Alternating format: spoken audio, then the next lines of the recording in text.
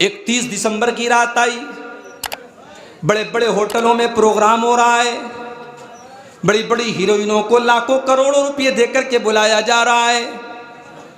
40-40 हजार रुपए के पास में होटलों में एंट्री मिल रही है, और वो होटलों में एंट्री हासिल करने वालों में हमारा मुसलमान नौजवान भी लाइन लग करके शामिल हो रहा है।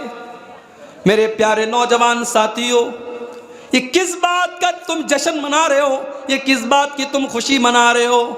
अरे अगर 2022 जा रहा है और 2023 शुरू हो रहा है तो ये कोई जश्न मनाने की बात तो नहीं है, ये कोई खुशी मनाने की बात तो नहीं है, ये तो सोचने की बात है, ये तो अफसोस करने की बात है कि मेरी जिंदगी का 1 साल और कम हो गया, मैं अपनी मौत से 1 कदम और करीब हो गया, मेरी जिंदगी की दीवार से 1 ईंट और गिर गई, मेरी जिंदगी की किताब से 1 वर्क और निकल गया।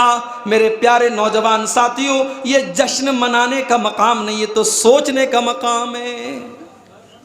इसीलिए शायर कहता है, एक और ईंट गिर गई दीवारे हयात से, नादा ये कह रहा है नया साल मुबारक। नया साल मुबारक ये इस्लाम की तालीम नहीं है मेरे भाइयों। हाँ, 2023 शुरू हो रहा है तो आप अपने आप को जांचिए और परखिए कि कौन सी गलती मेरे अंदर थी जो 2022 में मैं कर रहा था। अब 2023 में अपनी इस गलती को मैं दूर कर लूँगा। मैं नमाज नहीं पढ़ता था, अब इंशाअल्लाह नमाज शुरू करूँगा। मैं कुरान से दूर था, अब कुरान पढ़ूंगा। मैं अपने माँ बाप के साथ मैंने बदतमीजी करी थी, अब चल के माफ़ी मांग लूँगा। ज़ुबान पर कंट्रोल नहीं था, ज़ुबान पर कंट्रोल करूँगा। गलत काम करता था, सच्ची तौबा करूँगा। अपनी गलतियों को खंगालो, अपनी कमियों और कोताहियों को दूर करो और अपनी अच्छाइयों में इजाफा करो। नए साल पर अगर कुछ कर सकते हो मेरे भाइयों तो ये करो। शराब पी जा रही है, साल भर में उतनी शराब नहीं पी जाती है जितनी 31 दिसंबर की 31st की नाइट में पी जाती है। साल भर में उतना जिना नहीं होता है जितना इसे एक रात में जिना होता है।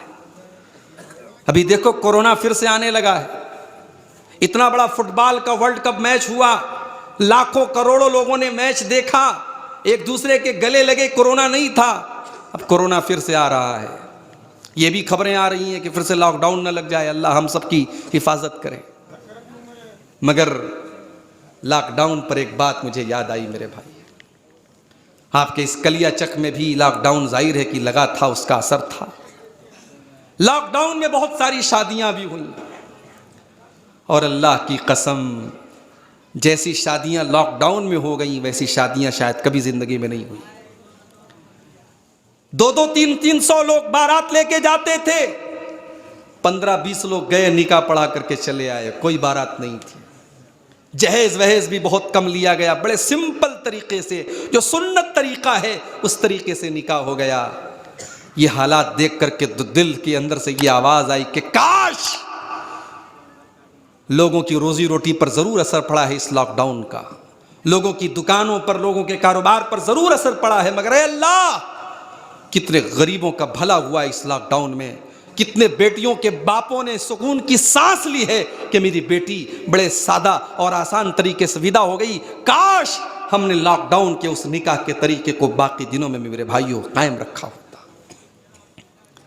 शायद हमें और आपको इस बात का एहसास नहीं है कि हमारी रस्मों रिवाज की इन जंजीरों की वजह से आज कितने गरीब बाप हैं जिनकी जवान बेटियां आज जवानी की दहलीज को पार कर रही हैं, और वो बेचारे इस बोझ के नीचे दब रहे हैं कि मैं कैसे अपनी बेटी की शादी करूंगा। और माशाअल्लाह बड़े पक्के अहले हदीस हैं, मजाल नहीं है कि सीने से नीचे उनका हाथ चला जाए, मजाल नहीं है कि आमीन की आवाज थोड़ी हल्की निकल जाए। आमीन की आवाज बराबर पूरी स्पीड से निकल रही है, रफ़ा दैन पूरा बराबर हो रहा है, सीने पर हाथ एकदम सही बांधा जा रहा है। मगर शादी के मौके पर लड़की वालों से 2-2, 3-3 लाख रुपए की डिमांड भी हो रही है। बाइक भी लेके आ रहा है, ये 4 व्हीलर भी लेके आ रहा है, जहेज की डिमांड कर रहा है, जहेज ले रहा है, और इसकी अहले हदीसियत पर कोई फर्क नहीं पड़ रहा है। अरे अल्लाह के बंदे, उस बेटी के बाप के ऊपर तू तरस खा जाता जिसने बेटी को पढ़ाया लिखाया, बेटी के सारे शौक और अरमान पूरे किए, और आज उस बेटी को अल्लाह के नाम पर तेरे भरोसे छोड़ रहा है। उसे ये पता नहीं कि तू न जाने उसकी बेटी के साथ कैसा सलूक करेगा। उसने तेरे ऊपर भरोसा करके निकाह के मुकद्दस बंधन में बात करके अपनी बेटी को तेरे हवाले किया है, और तू इतना बड़ा बेगैरत है, तू इतना बड़ा बेशर्म है, तू उस बेटी के बाप से जहेज की डिमांड कर रहा है। मेरे प्यारे साथियों, जाओ जरा कोई भी कुरान की आयत मुझे ला कर दिखा दो, और किसी अल्लाह के रसूल की कोई एक हदीस मुझे ला करके दिखा दो जिसमें बेटी के बाप के ऊपर कोई खर्च रखा गया हो। इस्लाम में निकाह के मौके पर कोई 1 रुपये का खर्च नहीं रखा गया। यहां तक के निकाह हुआ, महर कौन देगा? लड़का वाला, लड़का देगा। वलीमा कौन करेगा? लड़के वाले करेंगे। दुल्हन के कपड़ों का इंतजाम कौन करेगा? लड़के वाले करेंगे। लड़की के बाप के ऊपर 1 रुपये का बोझ नहीं रखा गया, क्योंकि वो बेचारा तो खुद इतना बड़ा इम्तिहान दे रहा है। जी हाँ, बेटियां इम्तिहान होती है मेरे भाइयों, और आज के दौर में तो बेटियां और बड़ा इम्तिहान होने लगी। अल्लाह के नबी की बीवी हजरत आयशा फरमाती हैं, मैं घर में बैठी हुई थी और एक भीख मांगने वाली औरत आती है, उसके साथ 2 छोटी छोटी बच्चियां हैं। उसने मुझसे कुछ खाने को मांगा। फलम तजिद इंदी शैया, मेरे पास खाने को कोई चीज़ नहीं थी। एक खजूर घर में रखी थी, मैंने खजूर उठा करके उसको दे दी। उसने खजूर के 2 टुकड़े किए, आधा एक बच्ची को दिया, आधा एक बच्ची को दिया। वलम ताकुल मिनहा शैया, और उस औरत ने खुद उस खजूर में से कुछ नहीं खाया, अपनी दोनों बच्चियों को उसने खजूर बांट दी। अम्मा आयशा फरमाती हैं, जब शाम को अल्लाह के नबी घर आए तो मैंने ये वाक़या बयान किया कि अल्लाह के नबी, एक भीख मांगने वाली एक साइला औरत आई थी, उसके साथ ऐसा ऐसा मामला हुआ। उसने खजूर के 2 टुकड़े करके अपनी बेटियों को दे दिया, उसने खुद कुछ नहीं खाया। क्या जवाब दिया अल्लाह के प्यारे नबी ने? आपने फरमाया, अय आयशा, इन्ना हाज़िहिल बनाता मनिब्तुलिया मिन हाज़िहिल बनाती शैअन कुन्न लहू सित्रम मिनन नार। अय आयशा, अल्लाह ताला जिसको बेटी के जरिए आजमाता है, जिसका बेटी के जरिए इम्तिहान लेता है, जिसकी परीक्षा लेता है, और इस इम्तिहान के अंदर वो बेटी के माँ बाप खरे उतर जाते हैं, वो बेटी को पढ़ाते हैं, लिखाते हैं, बेटी की सही परवरिश करते हैं। कुन्न लहू सित्रम मिनन नार, वो बेटियां अपने माँ बाप को जहन्नम की आग से बचाने का काम करेंगी। हमने ये हक भी अदा नहीं किया। हमने अपनी बेटियों को कॉलेज में एडमिशन कराया। हमारी बेटी कॉलेज में जा रही है, उसने बीए कर लिया, उसने एमए कर लिया, उसने आला तालीम हासिल कर ली, मगर उसे ये नहीं पता कि पर्दा क्या चीज़ होती है, उसे ये नहीं पता नमाज का तरीक़ा क्या है, उसे ये पता नहीं कि कब्र के अंदर उससे क्या सवाल किया जाएगा, उसे ये पता नहीं कि ईमान किस दौलत का नाम है, उसे ये पता नहीं कि इस्लाम किस चीज़ का नाम है। मेरे प्यारे साथियों, नतीजा ये निकला कि आज हमारी मुसलमान लड़कियाँ गैरों के साथ भाग रही हैं। आज उनको मोहब्बत के जाल में और इश्क के जाल में फंसा करके उनके ईमान का सौदा किया जा रहा है, उनको दीन से निकाला जा रहा है, उनको मुर्तद बनाया जा रहा है, उनको इस्लाम से खारिज किया जा रहा है। हमने बेटियों का ये बोझ भी मेरे भाइयों, बेटियों का के इस इम्तिहान में भी हम और आप खरे नहीं उतरे। बेटी की परवरिश का सिर्फ ये मतलब नहीं है कि आप बेटी को कॉलेज में तालीम हासिल करने के लिए बिठा दें।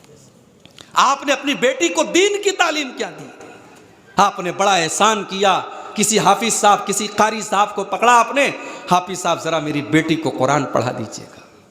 और सुन लो मेरी बात, बेटियां बड़ी हो जाएं, जवान हो जाएं, तो किसी मर्द के जरिए उनको ट्यूशन पढ़ाना भी हराम है, हराम है। और ज़िनाकारी और बदकारी को दावत देना है। वो लड़की चाहे जितनी बड़ी मुत्तकी और परहेजगार हो, और ट्यूशन पढ़ाने वाला जितना परहेजगार और मुत्तकी हो, लेकिन अगर वो दोनों जवान हैं तो आप समझिए कि आग, फितने की आग लगा रहे हैं मेरे भाइयों। आप आग और फूस को इकट्ठा कर रहे हैं।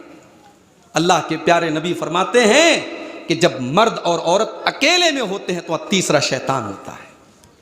इसलिए बेटियां जब छोटी हों उन्हें आप कुरान पढ़ा दें, और सिर्फ कुरान ना पढ़ाएं, उन्हें आप इस्लाम की बुनियादी तालीम दें। कलियाचक वालों, बड़ी पॉइंट की बात बता रहा हूं। बड़े जलसे आप कराते हैं साल भर में, अगर जोड़ा जाए तो सैकड़ों जलसे हो जाते होंगे पूरे कलियाचक में सब मिला करके। मस्जिद के अंदर आपके इमाम साहब हैं, कितनी तनख्वाह देते हैं आप उनको? 10,000 रुपये। 10,000 रुपये आप तनख्वाह देते हैं। इमाम साहब का कमरा कहां है? मस्जिद में छोटा सा कमरा है। इमाम साहब के बच्चे कहां रहते? गांव में रहते हैं, देहात में रहते हैं। बीवी कहां रहती? गांव में रहती है।